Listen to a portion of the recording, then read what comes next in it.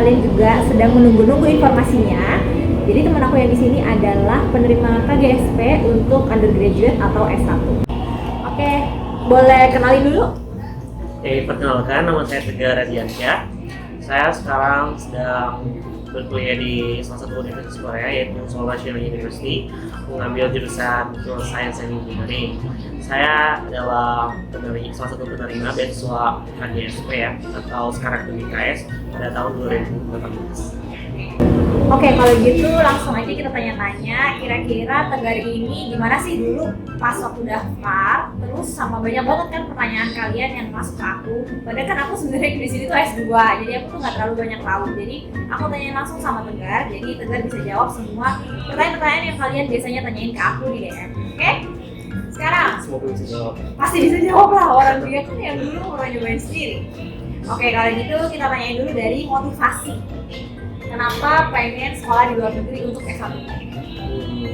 Gimana ya, buat motivasi sendiri, saya tuh dari kecil itu memang pengen keluar negeri gitu.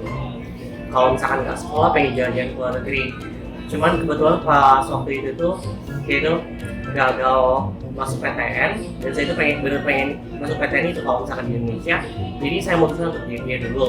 Nah, daripada nganggur kan, saya coba-coba aja apply beasiswa ke luar negeri kan, siapa tahu dapat gitu loh. Jadi saya coba-coba aja gitu. Oh, Terus akhirnya dapet. alhamdulillah. Alhamdulillah. Terus kenapa Korea? Kenapa Korea? Karena suka Korea, suka budaya Korea. Dan yang paling penting itu Korea itu punya beasiswa GKS ini loh. Karena apa ya? Kalau misalkan di negara-negara lain tuh banyak yang beasiswanya itu kalau nggak full itu mesti ada tes gitu loh. Dan kebetulan untuk Korea ini sendiri nggak terlalu banyak tes, jadi nggak ada tes tulis. Jadi aku apply aja gitu. Kalau gitu teman-teman juga kan mungkin semua tahu ya kalau misalnya GKS itu ada dua jalur universitas sama jalur kedutaan. Nah kalau Tegar sendiri dulu jalur apa? Aku kebetulan waktu itu aku daftar GMC.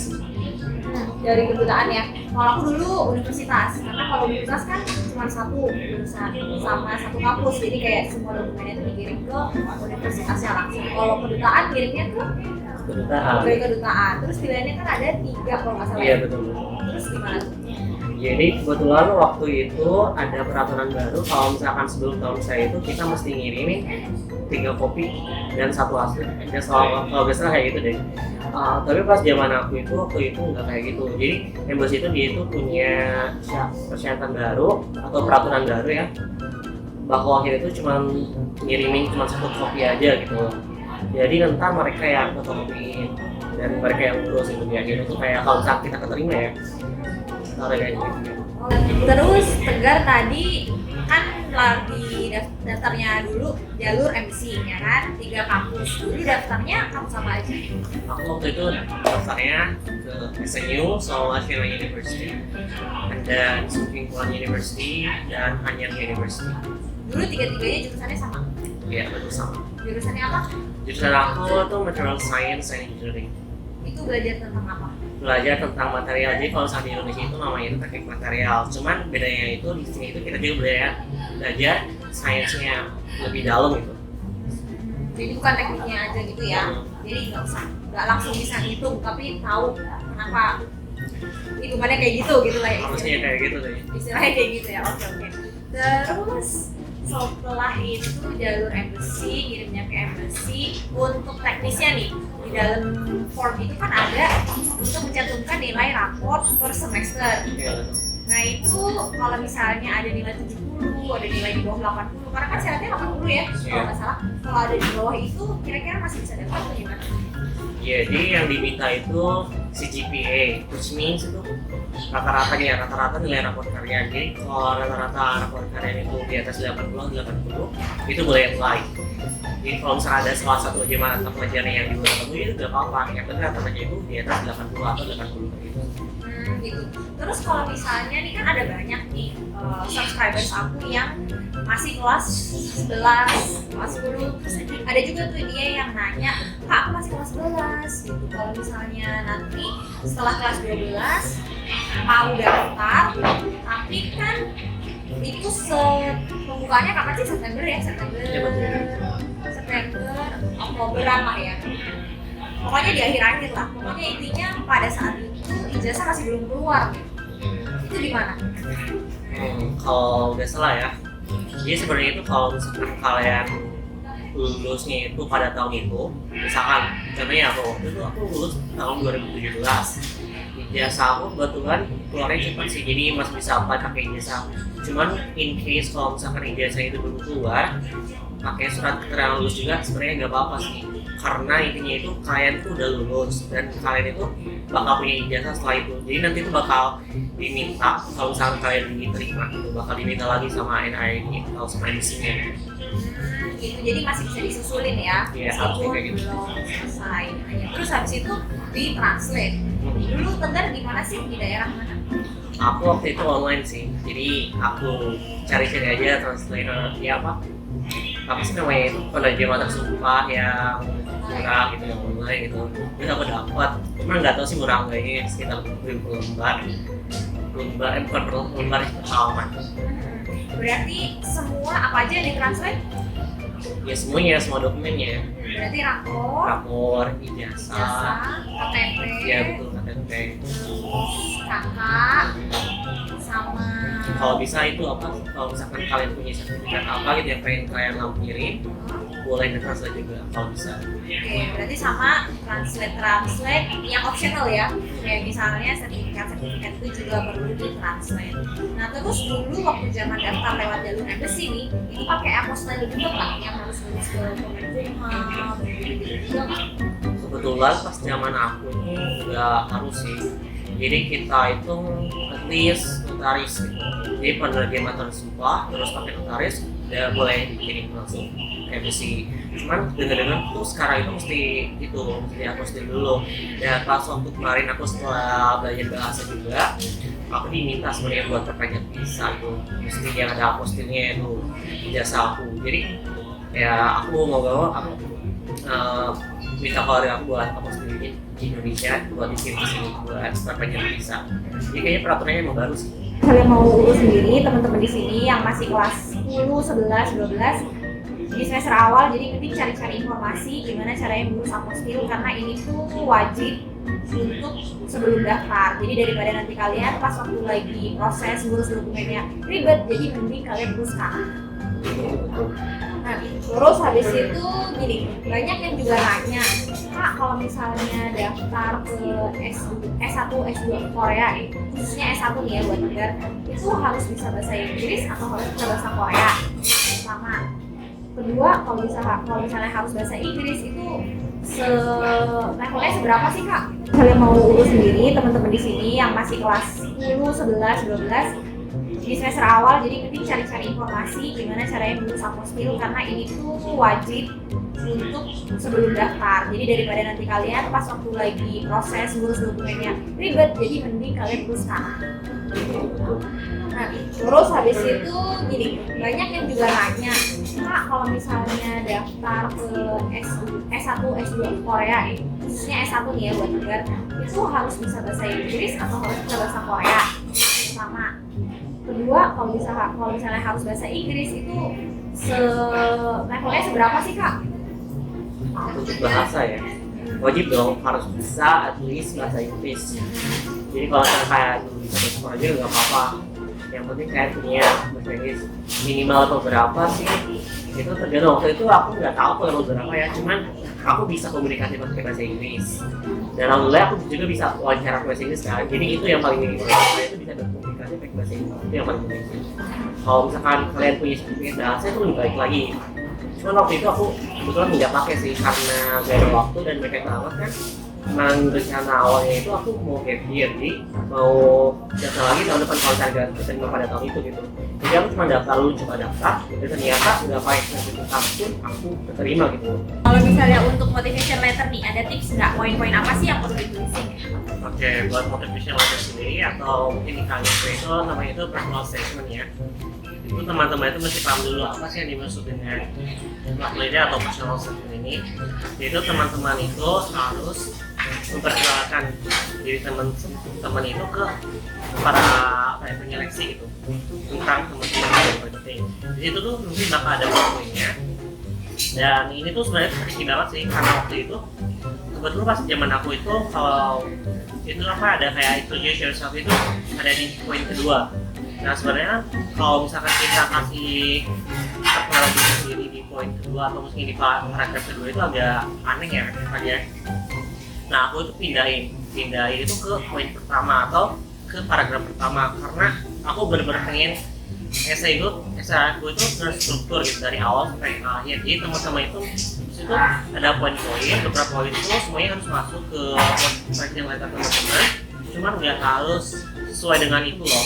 Karena poin pertama itu tentang apa, terus teman-teman harus tulis seperti itu gitu. Dan kayak gitu. Jadi kayak teman-teman mesti tahu gitu strukturnya, mesti tahu apa alur dari cerita teman-teman sendiri. Tips terakhir dari aku, kalau bisa teman-teman itu usahakan essay teman-teman itu menarik untuk dibaca. Jadi waktu itu ini aku kasih bocoran ya tentang motivation letter aku waktu itu. Aku itu menggambarkan diri aku itu sebagai kupu-kupu. Jadi meskipun kupu-kupu itu awalnya jelek kan ya, tapi dia itu bisa berubah menjadi cantik gitu dan dia itu bisa terbang. Dan aku itu butuh sayap buat terbang itu loh. Dan sayap itu bisa dikasih sama beasiswa ini kayak gitu loh bilangnya. And then aku juga jelasin kalau aku itu I wasn't born with silver spoon, which means aku itu mesti berjuang untuk dapetin apa yang aku pengen gitu loh. Jadi kayak jelasin terus dari awal sampai akhir gitu. Oke, itu tadi yang motivation letter. Terus kalau yang study plan? Oke, buat study plan teman-teman itu mesti tahu dulu passion teman-teman itu apa, jurusannya teman-teman pengen itu apa. Waktu itu tahu kan, aku pilih methodology science. Aku tuh suka kimia, jadi aku tuh kayak searching tentang jurusan tersebut. Sebenarnya itu jurusan itu nggak terlalu banyak diminati kalau di Indonesia. Jadi aku tuh pengen ngembangin jurusan ini gitu di Indonesia nanti pada akhirnya karena emang berguna banget gitu. Kita itu punya sumber daya alam yang banyak, cuman nggak bisa ngolahnya kan, sayang banget kan. Itu kenapa jurusan itu sangat penting dan juga jurusan aku itu kayak menurut aku ya kayak fondasi dari semua engineering gitu. Kayak kalau misalkan civil engineering kan dia kan butuh bahan bangunan, juga kan materialis kita yang kayak apa sih bikin sih kayak yung apa? Research. Oh ya, research tentang bahan-bahan yang cocok untuk bangun ini gitu. Kalau misalkan baterai juga kayak gitu, pokoknya banyak banget sih. Oh, pokoknya bidangnya luas lah ya untuk jurusan ini. Makanya dia pilih ini dan tidak semata-mata jurusan yang ada di Indonesia. Jadi itu juga peluang kenapa harus sekolahnya di luar negeri dan pilih jurusan itu di sini. Ya betul. Oke, terakhir kalau gitu pas waktu embassy kan ada wawancara ya. Wawancaranya gimana tuh? Untuk wawancara sendiri waktu itu aku ada 9 orang yang dipanggil buat wawancara. Kita dipisahin jadi 3 kloter, 3 berarti ya. Kayak gitu wawancaranya itu. Terus ya udah masuk aja wawancara. Maksudnya wawancara bahasa Inggris atau bahasa Indonesia, terus apa pertanyaan-pertanyaannya gitu? Buat wawancaranya tentunya pakai bahasa Inggris dong ya. Karena nanti yang mau wawancara itu kan ada sih orang Indonesia 1 orang dan 2 orang itu orang Korea, dan orang Korea itu juga belum tentu bisa bahasa Indonesia gitu. Jadi teman-teman mesti tunjukin kalau teman-teman itu siap gitu. At least tunjukin teman-teman itu bisa bahasa Inggris gitu atau enggak ya bahasa Korea dong gitu. Itu untuk wawancaranya. Terus waktu itu wawancara aku searching di internet tentang tips dan trik wawancara gimana. Terus bilang kayak senyum itu kayak wajib banget teman-teman buat kayak apa ya, harus menunjukkan bahwa teman-teman punya manner gitu saat wawancara itu. Jangan lupa untuk tersenyum juga, terus mendengarkan apa yang orang lain sampaikan juga kayak gitu. Pokoknya tunjukin deh kalau misalkan teman-teman itu orang yang baik apa gitu. Santun lah ya. Ya, santun gitu. Beretika. Terus pertanyaannya masih ingat nggak? Pertanyaan yang ditanyakan? Itu udah lama banget sih, aku agak lupa. Cuman yang jelas itu kalau nggak salah aku ditanya tentang diri kita kayak apa sih, please introduce yourself. Tapi jangan kayak apa ya, waktu itu kayak banyak yang di stop banget karena kita itu terlalu bertele-tele. Jadi kita kayak singkat dan jelas aja, persiapkan itu jawaban-jawabannya dengan singkat dan jelas. Terus ada lagi kayak apa, misalnya kan sebelum daftar kan ada motivation letter sama nulis study plan kan. Itu tulisan itu ditanyain juga nggak? Atau mungkin nanya tentang pernah belajar fisika, biologi gitu-gitu nggak? Waktu aku zaman aku kemarin itu kebetulan aku nggak terlalu banyak ditanya soal hal tersebut ya. Cuma lebih fokus ke personal statement. Mungkin waktu itu kayak tawar aja deh, biar udah tahu kan muslimnya. Terus ditanya kalau misalkan di Korea kan kita suka minum dulu nih budayanya itu. Nah kalau misalkan kalian harus ikutan acara minum-minum itu mau gimana? Apakah mau ikutan minum juga atau gimana kan gitu. Terus ya aku jawab waktu itu aku bilangnya kayak gini. Jadi karena aku nggak bisa minum, jadi aku pengen bantu teman-teman aku aja gitu. Kalau misalkan mereka mabuk, aku ya bantuin mereka. Ngangkut. Ya kayak gitu. Pulang. Ya aku bilangnya kayak gitu waktu itu. Terus apa lagi ya? Terus ada nggak tips buat teman-teman adik-adik SMA yang mau daftar S1 di sini? Coba. Jadi yang paling penting sih teman-teman harus coba dulu, terus percaya diri yang penting, jadi diri sendiri dan tunjukkan bahwa teman-teman itu layak dapat beasiswa ini gitu. Itu yang paling penting. Kemudian teman-teman itu coba deh itu deh apa? Cari tahu berita-berita tentang Korea dan Indonesia, tentang hubungan Indonesia dan Korea. Itu bakal membantu banget sih. Jadi teman-teman itu menunjukkan bahwa teman-teman siap untuk kuliah di luar negeri. Jadi tahulah ya kenapa Indonesia itu dibutuhkan sama orang Korea dan kenapa Korea itu menerima orang Indonesia.